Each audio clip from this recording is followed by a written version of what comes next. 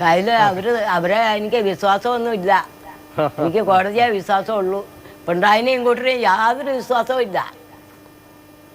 എന്താ അങ്ങനെ പറഞ്ഞത്? കാരണം ഈ സർക്കാരിന് എന്താ വിശ്വാസമില്ല? അത് കാരണം സർക്കാരിലെ ഒരു മാസത്തെ അവസാനത്തെ കുടിശ്ശിക തന്നില്ലായിരുന്നു.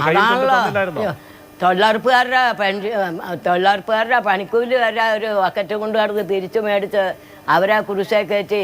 തൊഴിലുറപ്പ് ഇവിടെ കേരളത്തിൻ്റെ അല്ലല്ല, കേന്ദ്രത്തിൽ നിന്ന് കിട്ടണമല്ലോ. അതുവരെ അവരെ തീറ്റൂല്ലോ. ഇവർ ഈ ബക്കറ്റ് പിരിവ് നടത്തി ഇപ്പം ഈ വിനോദയാത്ര തുടങ്ങിയിട്ടും ഒരു മാസമായില്ല. അവരുടെ വീട്ടിൽ നിന്ന് കൊണ്ടുവന്ന കാശാണത്, ജനങ്ങളുടെ കാശല്ലേ അത്. ഈ പിണറായിയുടെ അല്ല, ഇവരുടെ വീട്ടിൽ നിന്ന് കൊണ്ടുവന്ന നേതാക്കന്മാരുടെ വീട്ടിൽ നിന്ന് കൊണ്ടുവന്ന ജനങ്ങൾ ചോദിക്കുന്നില്ലല്ലോ. ഈ നികുതി പണം ഇവിടെ പിരിക്കുന്നതും ഏതെല്ലാം തരത്തിൽ പിരിക്കേണ്ട. ഒരു സൈക്കിള് ചെരിഞ്ഞാൽ മതി, അതിനും കൂടെ പിഴ ഇടിച്ച് മേടിക്കണ ഗവൺമെൻറ്റിന് തന്നെ ഇല്ലാത്ത തന്നെ. ഏതെല്ലാം തരത്തിൽ ഞങ്ങളെ പിരിക്കണ പെരക്കരം എന്ന് വേണ്ട വെള്ളത്തിൻ്റെ കരം ഞങ്ങളെ പിഴിഞ്ഞെടുക്കണ കാശ് ജനങ്ങളെ പിരിഞ്ഞെടുക്കണം. ഒരു കടക്കാരുടെ പിരിവ് എടുത്തിട്ട് അവരുടെ കട തല്ലി പൊളിക്കുക. അവർക്ക് 10,000 കഴിഞ്ഞ പിരിവ് വേണ്ട. പിന്നെ ഈ ഗവൺമെൻറ് കാശില്ലാവൻ എങ്ങനെയാ? എന്തോരം കട തല്ലി പൊളിച്ചു. ഇവിടെ ഈ അടിമാലി തന്നെ എത്ര കടകൾ പൊളിച്ചിട്ടുണ്ട്.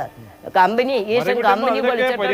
എന്തോരം ജനം ജീവിച്ചോണ്ടിരുന്ന ഗവൺമെന്റ് തന്നില്ലേലും ഇവിടെ ജീവിക്കാൻ വിഷമമില്ല. വിദേശത്തുള്ള മക്കളൊക്കെ പൈസ അയച്ചു തരുന്നില്ലേ? ഉള്ള വസ്തുക്കളൊക്കെ അത് പിണറായി ഉണ്ടായില്ല മക്കളെ. എനിക്ക് പറഞ്ഞുള്ള ലോട്ടറി വിൽക്കുക. പിണറായിയുടെ ഗുണ്ടകളാ ഉണ്ടായേ. അത് എൻ്റെ മക്കളാണ്. അത് അവർ കാണിച്ചു തരാൻ പറഞ്ഞിട്ട് അവർ കാണിച്ചു തന്നില്ല. വിദേശത്ത് അവർ കാണിച്ചു തരണം. വിദേശത്ത് അവർക്കറിയാവുന്നേ എൻ്റെ മക്കളെ എവിടെയൊക്കെയാന്ന് അവർക്കറിയാം. നമ്മൾ തന്നെ വാർത്ത പുറത്തു കൊണ്ടുവന്നതാണ്. അമ്മ അതൊക്കെ ഇരിക്കട്ടെ. എത്ര മാസത്തെ ഇനി കുടിശ്ശിക കിട്ടാനുണ്ട്?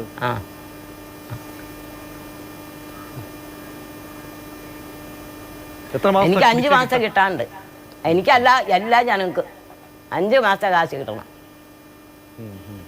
ഈ അവിടേക്കുള്ള ആളുടെ ചോദിക്കുമ്പോൾ എന്താണ് അവർ പറയുന്നത്? കാരണം പഞ്ചായത്ത് മെമ്പർ ഉണ്ടാവുമല്ലോ, MLA ഉള്ള ഒരു നാടല്ലേ, അവരുടെ അടുത്തൊക്കെ ഇങ്ങനെ ആവലാതി പറഞ്ഞോ? അതോ പറയുമ്പോഴൊക്കെ അവരെന്താ പറയുന്നത്? മറുപടി എന്താ പറയുന്നത്? അവര് പറയുന്ന കേന്ദ്രത്തിൽ നിന്ന് കിട്ടിയില്ല എന്ന് പറയണേ. കേന്ദ്രത്തിൽ നിന്ന് എന്തിനാ കിട്ടണേ? അപ്പം ഈ വിനോദയാത്ര നടത്തിയത് കേന്ദ്രത്തിൻ്റെ കാശാണോ? കേന്ദ്രത്തിൽ നിന്ന് തന്നെ ഉണ്ട്. അത് ഇവർ വിനോദയാത്ര നടത്തുമല്ല, കേന്ദ്രത്തിൽ നിന്ന് ഇഷ്ടം പോലെ കിട്ടുന്നുണ്ട്. അത് ജനങ്ങൾക്ക് തന്നില്ല എന്ന് മാത്രം. ഇപ്പം ഈ വിനോദയാത്ര നടത്തിയത് ആർക്ക് വേണ്ടിയാ? ജനങ്ങൾക്ക് വേണ്ടിയാണോ? അതെയോ? ഒരു പട്ടിക്ക് ഒരു ബിസ്ക്കറ്റ് പോലും ഇട്ട് കൊടുത്തിട്ടില്ല. ഈ വിനോദയാത്ര നടത്തിയ എന്തിനു വേണ്ടിയാന്ന് അതും പറയണ്ടേ? ജനങ്ങൾക്ക് എന്ത് ഉപകാരം കിട്ടി? ചെന്നിട്ട് ബക്കറ്റ് ചായ കൊടുത്തത് എനിക്കറിയാവുള്ളൂ. വേറെ ഒന്നും പേരുടെ വിഷമങ്ങൾ കണ്ണീരൊപ്പാൻ വേണ്ടിയൊക്കെയുള്ള പരാതി പരിഹരിക്കാനും അല്ലാതെയൊക്കെയാണ് ഈ കാസർഗോഡ് നിന്നും നമ്മൾ തിരുവനന്തപുരത്തേക്ക് ഇങ്ങനെ സഞ്ചരിക്കുന്ന മന്ത്രിസഭ പോകുന്നത്. മന്ത്രിമാരും മുഖ്യമന്ത്രിമാരും ഒക്കെ മുഖ്യമന്ത്രിയും ഒക്കെ കഴിഞ്ഞ ഒരു മാസമായി ആളുകളെ നേരിൽ കാണുകയാണ്. അപ്പൊ പ്രയോജനമൊക്കെ കിട്ടുമെന്നാണ് അവർ പറയുന്നത്. ആ മുഖ്യമന്ത്രിനെ അല്ല കാര്യം ചാടിയാൽ മതി. ആ മുഖ്യമന്ത്രിനെ കാരണം നേരത്തെ അത് ജനങ്ങളെ കൊണ്ട് പറയിപ്പിക്കാതിരിക്കണം നല്ലത്. ആ മുഖ്യമന്ത്രിയുടെ കാര്യം ഇതുപോലെ ഒരു മുഖ്യമന്ത്രിനെ കേരളത്തിൽ ഒരു രാജ്യത്തും കണ്ടിട്ടില്ല. ഒരു രാജ്യത്തും ഇതുപോലെ ഇത് എവിടെ നിന്ന് കിട്ടിയെന്ന് എനിക്കറിയില്ല. ഇതുപോലെ ഒരു മുഖ്യമന്ത്രി ഞാൻ എൻ്റെ ഈ പ്രായത്തിനിടയ്ക്ക് ഇതുപോലെ വൃത്തികെട്ടുള്ള ഒരു മുഖ്യമന്ത്രി ഞാൻ കണ്ടിട്ടേ ഇല്ല. അത്രയ്ക്ക് വയ്യാത്ത അവസ്ഥയല്ലേ? അയ്യോ, ഞങ്ങൾ ജനം തകർന്നു. തന്നെത്താനെ തീ വെച്ചാകാൻ മനസ്സുണ്ട്. അതുപോലെ ജനങ്ങൾ തൊലഞ്ഞു. ജനങ്ങൾക്ക് കഞ്ഞിക്കുമില്ല, ഉടുതുണിയില്ല. ഇതുപോലെ ഒരു ഭരണം. അത് ഇപ്പം പകരം ഒരു മുഖ്യമന്ത്രി ഉണ്ടായെന്നൊക്കെ ഇങ്ങനെ കേട്ടിയ പകരം പിണറായിക്ക് പകരം ഇപ്പോൾ ഒരാളെ നിർത്തിയിട്ടുണ്ടെന്ന് ഇങ്ങനെ ഒരു പരസ്യം കേട്ടത്. ശരിയാവുന്ന അറിയില്ല. എന്നാ ഇ പി രാജൻ ആ വിമാനത്തെ ഡാൻസ് കളിച്ചവൻ.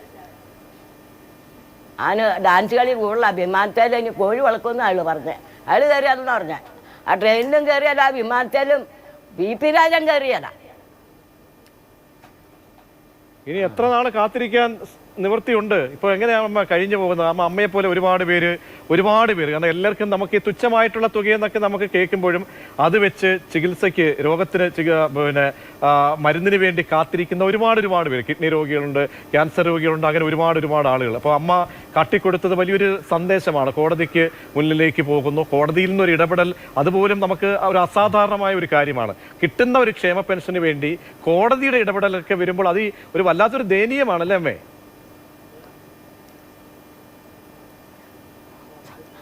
സാറേ, ഞാൻ പറയുകയാണെങ്കിലുണ്ടല്ലോ, കാല് മുടന്തന്മാരുണ്ട്, കണ്ണൂരിടന്മാരുണ്ട്, പ്രമേഹം വന്ന് കിടക്കുന്നവരുണ്ട്, എന്തെല്ലാം രോഗികൾ കിടക്കണ്ടെന്ന് അറിയാം. അവരോട് അക്ഷയ പോകാൻ പറയണം.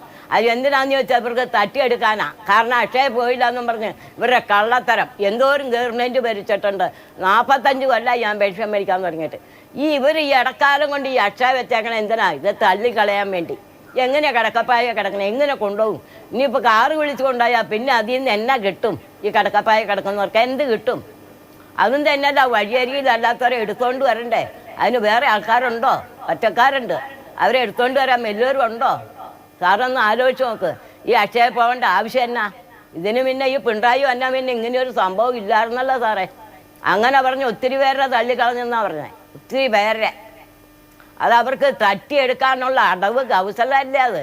അവരുടെ കൗശലം തീർന്നൊന്നുമല്ല. ഈ പഴയ ചട്ടി കൈ വെച്ചിട്ടുണ്ടോ? ഞങ്ങൾക്ക് ജനങ്ങൾക്ക് മനസ്സിലാവും. കയ്യിലുണ്ടോ? എന്തോ പഴയ ചട്ടി കയ്യിലുണ്ടോ? പൊട്ടിയിട്ടൊന്നുമില്ലല്ലോ. ഇനിയും വേണ്ടി വന്നാലേ ആ ചട്ടി പൊട്ടിക്കാൻ പ്ലാനില്ല, ഒന്നോടെ ഇറങ്ങാൻ പ്ലാനുണ്ട് ഈ രീതിയിലാണെങ്കിൽ.